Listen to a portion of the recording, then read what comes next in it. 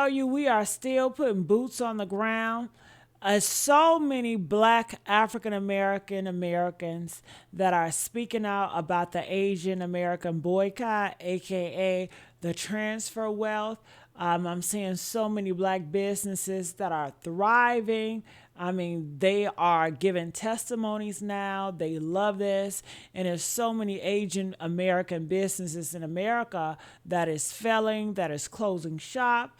And they're really regretting. They're regretting how they treated black people. They're regretting that Rick Child situation. I mean, they're regretting a lot, you know. They've tried to get Trump involved, but Trump would not be involved. So we're going to keep boots on the ground. We're going to keep our foots on their neck, and we're going to keep on listening to black content creators talk about this. You know, we got to build an algorithm so they know that we are not to play with. Okay, you're going to remember when you think you want to question us and play with us. I'm going to be honest with y'all. I had no idea there were so many black beauty supply owners. I had no idea. But won't God do it? He might do it in some crazy ways, but won't he do it? Now, I ain't trying to be funny or nothing, but everybody out here talking about boycotting Asian businesses. Let's be real. Are we really going to stop going to get some hair? Are we really going to stop getting our nails done? I let my natural nails grow, and they've been doing just fine. Are we really going to stop eating Chinese food? If you're going to boycott, fine. But let's be real about it. Now, the Asian man that did the video, he said that we need them. Did he forget who we come from and where we come from? See, our ancestors, they would have boycotted. Our ancestors wouldn't let a lot of things happen that we walk around. Our ancestors was about the business. Are we going to be about the business? Challenge yourself. Don't go to the weave store. Challenge yourself. Don't get your nails done. Challenge yourself. Support a black business. Challenge yourself. Become a black business. Back in the day, we were entrepreneurs. Today, we are consumers. How do you change that? Build your own. Support your own. There's so much money in the black community. Just imagine if we kept it in it. As we as black people continue to move into this new era of self-reliance to where we're seeing more people in our community step up to the plate to fill in the void in regards to different products and services that have been sourced from outside of our community for far too long. There's a couple things I want folks to keep in mind. Number one, this is something that's true to us, not new to us. Our ancestors have done it before and successfully, and we're going to do the same thing. We're going to do it better. We want this to be something that's sustainable for the next generations to come. This ain't no trend. This ain't no get rich quick scheme. This ain't no time to try to hit a lick and be finessing people. We want this to be sustainable. If you don't know what it means to be in community, your product, your business will fail. Plain and simple, dog. The way we as black people need and want to do business is not what we have been accustomed to in this late stage capitalism. Our businesses, our services, our institutions need to be built on community, camaraderie, and rapport. Folks want to be able to walk into a business, dap folks up, have a conversation, see how your friends, your family members been, all that type of shit. People want to be seen. They don't want to be looked at as just another number. And with that comes quality customer service, tracking who are some of your most loyal clientele, and showing them appreciation. The people that are going to be successful in this new era are the ones that are willing to put boots on the ground and be active in the community that they serve in, giving just as much as a community gives to you. People have got to also understand that we are not the global minority. The only other group of people that has a higher population than us on this planet, ironically, is Asians. There are billions of black people on this planet and endless opportunities. And there's no better time than now for us to strengthen our bonds, not only here in America, but across the diaspora. So folks have got to understand that whatever you need, our community got it. Whether it's expertise, whether it's vendors, it don't fucking matter. If you need help with marketing, HR, IT, procurement, whatever the case may be, I done seen a couple videos already of, some different black owned hair stores, talking about where they located, what they provide. And I can tell that some of these business owners are starting to get overwhelmed. People are like, oh, do you ship? And all this other type of shit. Take a step back, take a deep breath, and understand. People are patient. We have been patient enough. We have waited this long to get back to our roots and to what we know, we can do as a community for ourselves. So as long as you communicating properly and you being transparent, people are willing to be patient with you as you grow to meet the standard of what people expect. Like I seen the CEO of Topicals come on here, and she recently, then purchased a new brand and tried to launch it and didn't go the way that she anticipated. And she humbly got on here and asked, like, yo, what did we do wrong? Like, you know what I'm saying? Like, how can we be better? How can we let people know that this product is here to serve you? And that's what it's all about. You can't come out here and think you can do business like the white man or like these Asians or like these Latinos and just take people money and not give a fuck about who they are. You should know folks by name. You know what I'm saying? You should know who they are, where they live, all this type of shit, how often they come into your business. So this is really the time to lean on your community in all forms and facets and let the community lean on you. That's one of the main reasons why I created my consultation firm a couple years ago, because I knew this time was coming, bro. I knew this time was coming, and I knew there was going to be a lot of black business owners, those that have already been established but seeing new life being breathed into them, and those looking to get established, trying to get a better understanding of what it means to do business, but business with our people and for only our people. And the first step of that is trusting in your people, dog. Trusting that they going to be enough. They're going to be enough to provide for you and your family. They're going to be enough to, provide the expertise that why black boycotts fail. Every month I drive through this apartment complex to my black-owned dog groomer, and on every single corner I see Hispanic entrepreneurs and hustlers selling food, beverages, household supplies, beauty supplies, honey, every single corner exactly where their community lives. That is convenience, and that is what we are missing. Black people are 14% of the population, but we own just 2% of businesses that can employ at least one person. Now here's what we do. For those who cannot afford a brick and mortar, honey, we got to take it to the corner. We have boycotted before. Latasha Harlins, George Floyd, honey. We buy black and that gets loud, and then we quiet down for the comfort of convenience. We need to be like the water boys on the corner. Buy your products wholesale, honey, and go ahead and sell retail, babe. Make your money. Talk to your apartment manager. Pay to rent the corner, honey. Get the proper permits, honey, and keep all the profit. A tent and a folding table is all you need, baby. No brick, no mortar. I led a movement called My Black Receipt, where over 17 days we had thousands of people spend $5 million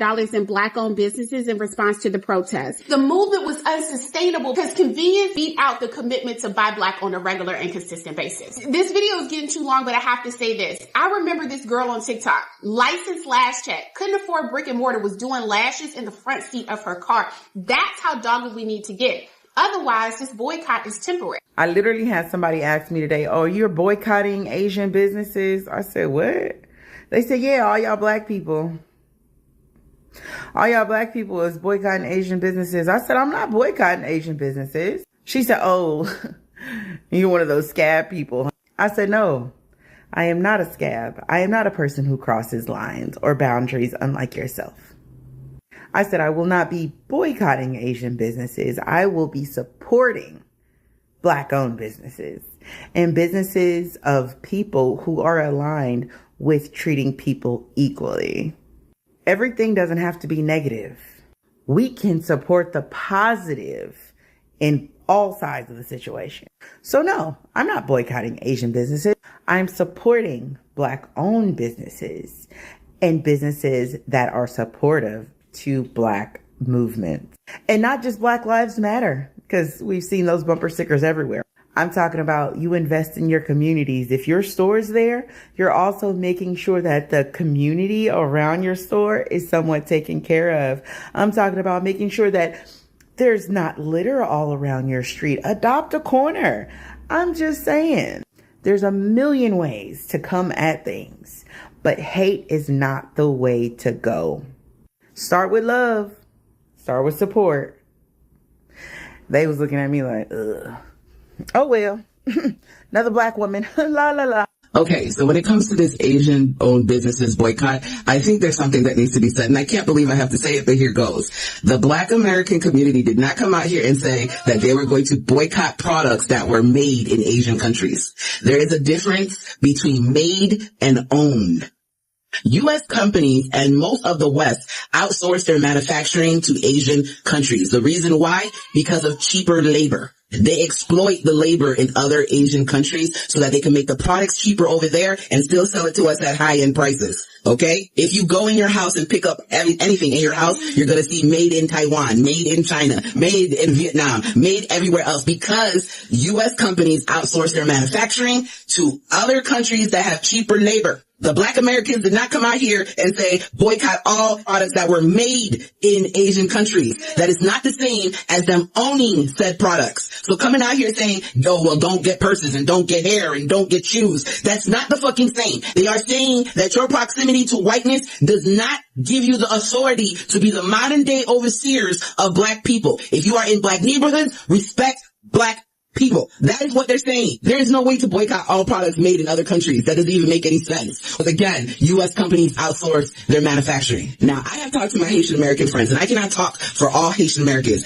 but we are in consensus, okay? We are standing 10 toes down with the Black Americans. We're saying, fuck these diaspora wars. We don't even give a shit. We are standing 10 toes down with the Black Americans because they have a valid point. And like I said, Black Americans understand the colonizers better than they understand anybody else. And if it wasn't for Black Americans, a lot of these people of color immigrants would not be here. And me, as a Haitian American, I understand that. So I'm standing in solidarity, okay? So, peuple haïtien soit plein de moi, nous besoin camper avec Black American yo, okay? Camper avec yo. So, moi, if you are Black, doesn't matter where the hell you were born. We are all standing together, united. I am not going to pay attention to none of these motherfucking diaspora wars. I don't give a fuck what anybody else says. We are standing 10 toes down. Like I said, I can't speak for all Asian Americans, but I'm telling you, me and a lot of my friends are like, yeah, we're doing that. Let's go. Now, there are going to be some people that will still do what they do. We're not going to pay attention to those people. We're going to continue to do what we need to do to let people understand the disrespect of people that look like us needs to stop. Finito. We work as a unit. The way I see it, one for all and all for one. Let's go. Let's go. Caribbeans, whether you're Jamaican, baby, it doesn't matter. If you are this color, let's go. But I also want to reiterate, nobody said we are boycotting all Asian-made products. That would make absolutely no sense. It is for the Asian-owned businesses in Black neighborhoods that have been treating Black Americans like shit. That is all. Remember, diversity, equal power. We can change the world. We work together and protect Black women. Until next time, let's go. I'm here for it. Let's go. Oh, and one thing I want to say is I love Black people. I don't care where you're born. If you look like me, I love you. You are my people. Thank you. I just want to take this time to thank everybody who's come in the store over the last couple of days. You just don't know what a blessing it has been for my small business. It has allowed me to come in and be able to order more products this week. So next week, we're going to have some more stuff coming in the store. So you all please keep coming. Thank you, thank you, thank you.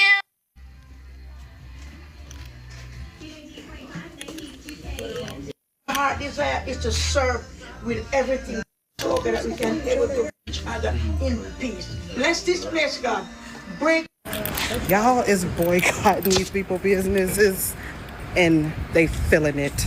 I'm talking about the lady was in there real life crying. Y'all is doing y'all big one. If you're an Asian business that said go ahead boycott when the Black community said they were going to boycott Asian businesses, instead of reassuring them that you value their money, their lives, their anything, instead of making your Black customers feel safe with you, instead you went on the defense and said don't shop here. Are you fucking serious? It's as simple as saying we value you. We see and understand your anger, and we want to make sure you know that you're safe in our business. Black customers have been extremely important to the success of a lot of Asian-owned businesses. It just dawned on me that Asians are having a FAFO moment.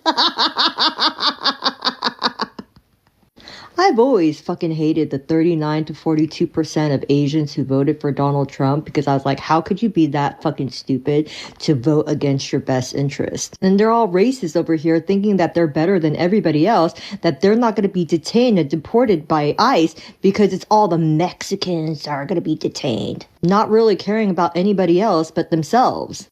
And now after the Rick Chow verdict, when Asians are coming out in groves talking about, well, don't freaking punish a whole community of Asians by boycotting all Asian businesses, blah, blah, blah, blah, blah. Yeah, this whole time they just cared about themselves. That's why they voted the way they did. Black people boycotting Asian businesses was not on my bingo card, but this is fucking a great twist of 2026.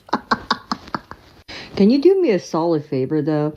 While you're boycotting Asian businesses and talking amongst yourselves of which businesses to boycott, can you, like, prioritize the store owners who are registered Republicans?